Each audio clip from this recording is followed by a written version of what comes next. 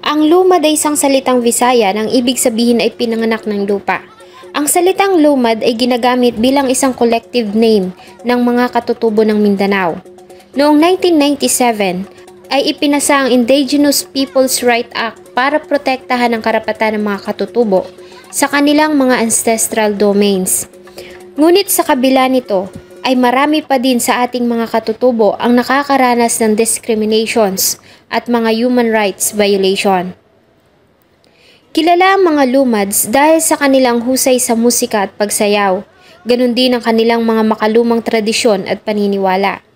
Sila ay tahimik na namumuhay sa mga kabundukan ng Mindanao, ngunit sa paglipas ng mga panahon ay marami na ring mga ganid na tao ang nagkaroon ng interes sa kanilang mga malalawak na lupain. Kaya naman ay marami sa mga lumads ang nangarap na makapag-aral para mapangalagaan nila ang kanilang mga karapatan, lalo na sa mga lupaing kanilang minanapa sa kanilang mga ninuno. Noong nakaraang taon ay isa kwento ng krimen ang pinag-usapan sa social media at sa mga pahayagan. Ito ay ang naging kamatayan ng 2 volunteer teacher, isang health worker at 2 driver sa Davao del Norte. Ang nasabing insidente ay binansagan ng media na New Bataan Massacre dahil sa hindi umano nila makataong pagkamatay. Ayon sa Armed Forces of the Philippines, ang nasabing krimen ay dahil sa encounter sa pagitan ng militar at ng mga members ng New People's Army. Ngunit may mga grupo naman ang nagsasabi na ito ay massacre at hindi encounter dahil sa ang taong kanilang mga pinatay ay hindi umano members ng New People's Army.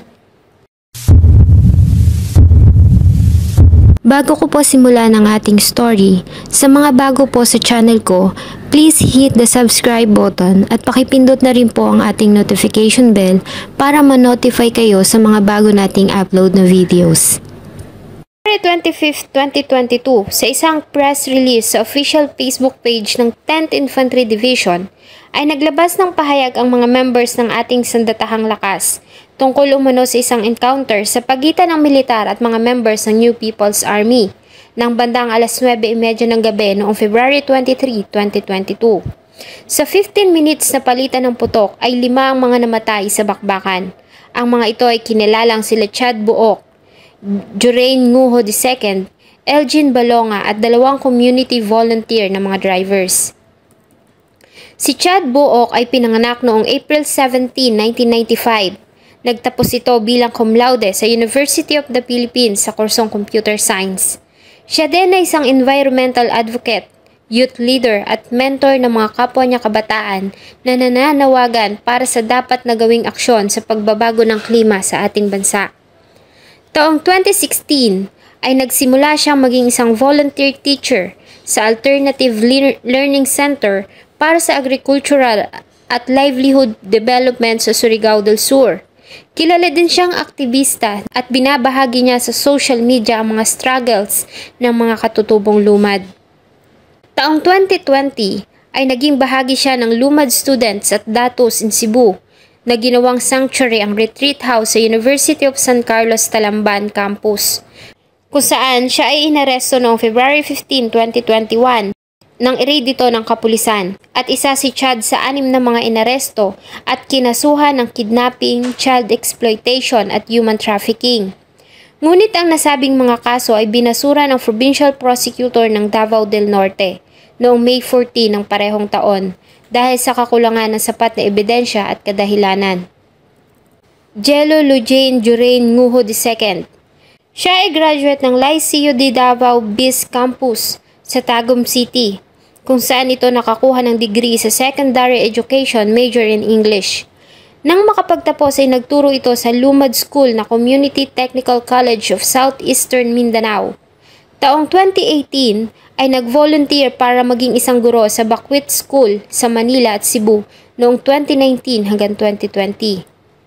Si Elgin Balonga. Siya naman ay isang community health worker na nagmula sa United Church of Christ sa Haran, Davao City.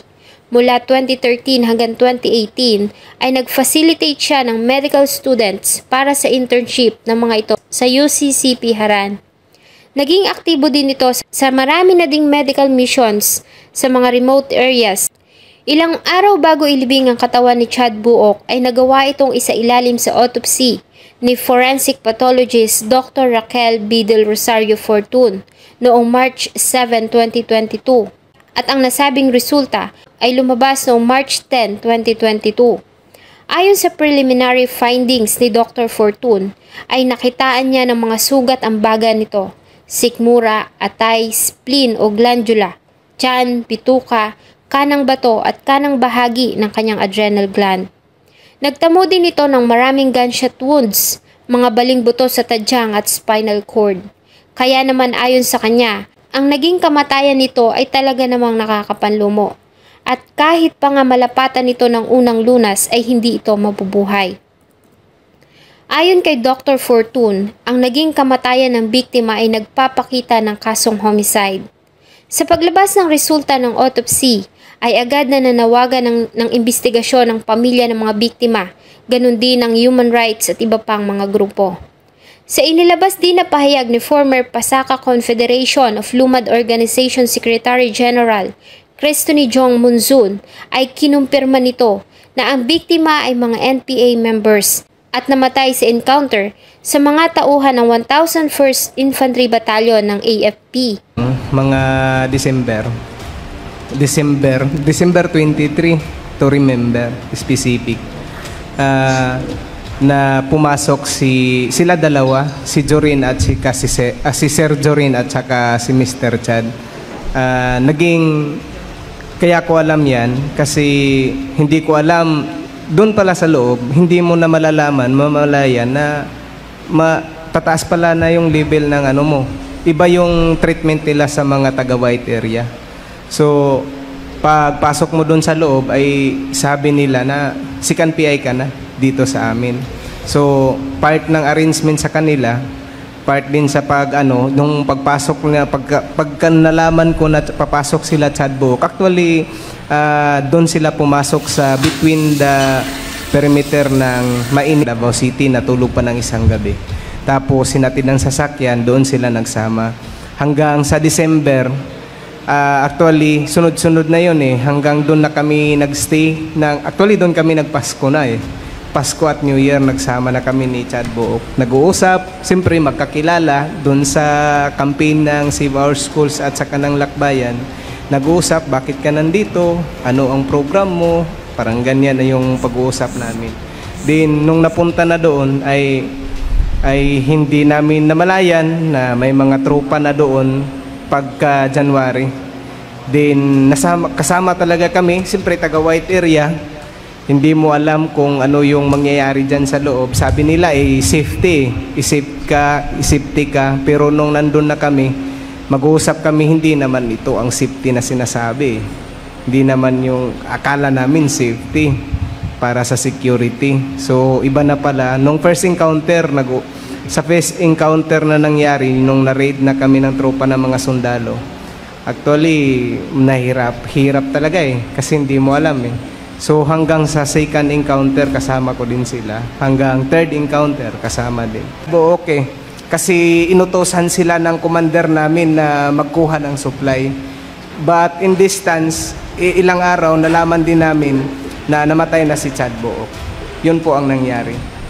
Ayon kay Brigade General Jesus Durante III, ay ginagamit umano ng mga rebeldeng grupo ang mga schools ng mga lumads para gawing mga breeding grounds ng mga komunista. Dito ay tinuturuan umano ng mga ito ang mga katutubong lumad para kalabanin ng gobyerno at maging kasapi ng kanilang samahan. Ang nasabing aligasyon ay mariing ikinundina ng grupo ng SOS o Save Our Schools Network. Ayon sa kanila, ang mga biktima ay kanilang mga defenders. Noong araw na mangyari ang krimen ay pabalik na umano sana ang mga ito ng Davao City mula sa isang community visit at research work. Sambangan ng mga ito ng mga militar. Nagawa pa umanong magpadala ng message ni Elgin Balonga sa kanyang pamilya dahil sa nagpapasundo ito sa kanila sa Davao City. Yun na ang kahuli-hulihang mensahe na natanggap mula sa grupo. Hindi umano totoo na nagkaroon ng palitan ng putok sa pagitan ng dalawang grupo. Sibol muli. Tapos hindi tayo magpapatali doon sa mga nawala kasi magpapatuloy tayo. Pinatay nila si Teacher Jorin, pinatay nila si Teacher Chad, pero hindi mawawala yung kadasig, yung determinasyon namin na itayo ulit yung mga paaralan. Hindi ibig sabihin na pinatay nila si Teacher Chad at si Teacher Jorin na hindi na mabubuksan ulit ang mga paaralan, na mamimina na nila ang lupang nino namin. Hindi. Magpapatuloy kami. Magtatayo kami ng mga paaralan kasama pa ng ibang mga guro at mga estudyante. Ang naging statement ng Save Our Schools Network ay pinabulaanan naman ng Youth for Peace movement. Ayon sa grupo, ang mga lumad schools ay ginagamit na breeding grounds ng mga rebelde. Nanawagan din sila na huwag idamay ang mga bata at mga katutubong lumad sa mga conflict sa pagitan ng mga militar at ng mga rebelde. Yung tanong namin, anong ginagawa ni Chad Buok sa New Bataan? Yung sinasabi din, yung tanong din ni Kaamihan. Ang ginawa niya doon ay nag-revolutionary integration siya, and that process means pwede siyang mag-isip kung magpo-full-time NPA ba siya o hindi. Ng eskwelahan na yung school na yan, tinayo yun ng NPA. Yung school na to, tinayo ng CPP. Yung mga teachers na to, recruiter ng NPA. No, I won't name names anymore, no further. Later this afternoon, I will also release my official statement. But yun, that's the truth at the ground. That's the truth from the people who experience exploitation and recruitment of the CPP-NPA. Napakasakit sa amin bilang mga former rebels na alam namin kung ano yung totoong kasaysayan ng isang aktivista hanggang maisipan niyang maging NPA. Kasi nga, bakit hindi nilang sabihin yung realidad? Nagbuhis na ng buhay yung kasama nila, tapos i-cover up pa. Sa isang press conference noong February 26, 2022, sa pamamagitan ng isang Zoom, ay nagbigay ng statement ang isang lumad student na si Rory Lynn Bayao. Ayon sa kanya, ay dati siyang mag-aaral ng isa sa mga namatay na si Chad Buok. Dinala po kami sa Maynila at doon po kami nagkakilala ni Sir Chad last 2016 hanggang 2019 po, dahil nakitaan daw nila ako na may kakayahan na magsalita, may kakayahan yung, kumbaga, may matalino kunuhay. Pinadala nila ako sa ibang bansa para makahingi ng suporta. At kalaunan po, dahil nakita ko po na hindi na po makatarungan yung ginagawa nila sa amin, kahit sabihin pa po nila na wala akong utang na loob, mas maganda na po yung alam ko yung katotohanan. At ngayon po ay last July, kasama ng tulong po ng iba't ibang agencies ng ating gobyerno, kami po ay rescue, kinuha doon sa UCC Piharan, pabalik sa aming tahanan dito sa aming ancestral domain. Si Sir Chad, nagkakilala kami last 2016. Ito ay lakbayan. Andun yung mga mag-aaral ng NESP, andun yung mag-aaral ng Salumpungan, ng Alcadet, at different lumad school na in-organize mismo ng mga front organization kasabwat ang CPP-NPA. Then si Sir Chad ay nagkasama kami rin doon sa Backwit School Cebu, na kung saan na-rescue yung 13 minor de edad na kasama doon sa kinuha nila, dinala nila doon sa University of San Carlos. Ayan po, hanggang sa Backwit School. Sa Backwit School, UP Diliman, nandun pa rin po si Sir Chad. At isa rin siya sa nagtuturo sa amin, hindi lang sa mga academic na mga topiko, pati rin po yung mga anti-government katulad ng PADEPA, Pambansa Demokratikong Paaralan, na ito ay, itong mga aralin na ito ay sobrang against ng government. Hanggang sa, balik tayo doon sa Cebu, na nadakip sila kasi walang pahintulot mula sa kanilang, sa aming mga magulang, yung pagdala nila doon sa kasama naming kasama naming mga estudyante, mga pinsan doon sa Cebu, kinasuhan at nakasuhan siya. Then, nakulong dahil po sa paglabag ng ating batas. Then, kalaunan po, nung kasagsagan po ng pandemya, ay nag-chat pa po siya sa akin na magpakatatag kasi marami na daw akong interview, mga forum na ina-attendan. Then, nakita ko na lang po sa pagising ko na yung namatay sa bakbakan si Sir Chad. At nakita ko rin po yung palabas na statement po ng Save Our Schools Network na minasakir po si Sir Chad kasama yung iba pang miyembro ng New People's Army. Doon po parang naguguluhan po yung isip po, paano po mag-massacre na si Sir Chad at si Sir Jorin ay humawak ng baril. Yun po. Sobrang malinaw po na si Sir Chad, kahit ano po yung sasabihin nila na si Sir Chad ay walang koneksyon, na hindi siya NPA. Kapag ikaw ay pumunta na sa mga kampo ng NPA, kapag ikaw ay sumusuporta na upang to strengthen their struggle sa kanilang gera, ikaw na ay belong ng CPP-NPA po. Ayon naman sa tagapagsalita ng AFP na si Ramon Zagala, ang mga namatay ay mga member ng New People's Army at mariin nitong sinabi na ginagawa lamang ng mga militar ang kanilang trabaho para ipagtanggol ang ating bayan laban sa mga rebelde. Ayon din sa kanila ay positibong kinilala ng ilang mga rebelde na sumuko sa gobyerno na si Buok ay member ng NPA. Kaya naman nanindigan sila na ang nangyari ay hindi massacre kundi isang encounter. I want to clarify that Chad Buok at the time of his death was an NPA armed fighter. And he died with members of the NPI fighting government troops who were just doing their jobs. So, put that out of the way, he died because of that. Now, on the autopsy, we must remember that during an encounter, both sides in an armed conflict situation would have an intent to kill. Killing between contending parties during situations of armed conflict is allowed by international humanitarian law. And the incident resulted in the death of Buok. Lubos naman ang hinanakit ng mga pamilya ng biktima sa sinapit ng kanilang mga mahal sa buhay at nanawagan sila ng hustisya sa naging kamatayan ng mga ito. Masakit pa ayon sa kanila, ang katawan ng mga biktima ay pinarada ng mga militar na tila ba mga trophies. Isang volunteer teacher sa isang paaralang lumad sa Mindanao, sa Surigao del Sur, ang ALCADEV or Alternative Learning Center for Agricultural and Livelihood Development. So, ayun, yung ALCADEV ay isa siyang paaralang lumad nga sa Mindanao, no, na naitayo ng mga community, ng mga lumad communities, matapos hindi sila nabigyan ng marapat na social services, lalo na ang edukasyon, sa kanilang mga lupang ninuno. No. Naitayo yung ALCADEV dahil nga dati ay hindi pa sila nakapag-aral, hindi pa sila marunong magbasa at magsulat. Dahil doon ay pinagsasamantalahan sila ng mga mining companies, ng mga logging companies, na gustong umagaw sa kanilang lupang ninuno.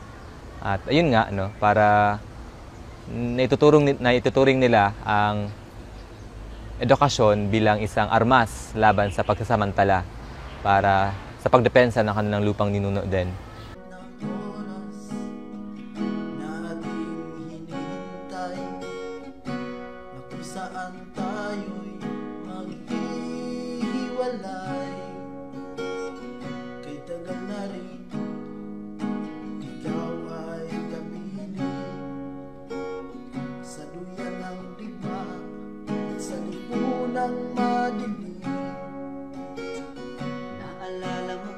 Noong February 25, 2023, sa idinaos na ikasang taon na kamatayan ng New Bataan 5, ay nagsama-sama ang maraming grupo sa isang kilos protesta na ginanap sa University of the Philippines sa Diliman at iisa lamang ang kanilang hinanaing, hustisya para sa kamatayan ng mga biktima ng New Bataan Massacre. Sa inyo pong palagay, ito ba ay isang encounter o massacre? Sana po ay nagustuhan nyo ang isa na namang kwento na akin pong ibinahagi. Marami pong salamat sa inyong patuloy na pagtangkilik ng akin pong mga videos. Huwag niyo din pong kalimutang mag-iwan ng inyong saloobin at suggestion sa atin pong comment section. Thank you so much po and see you in my next video.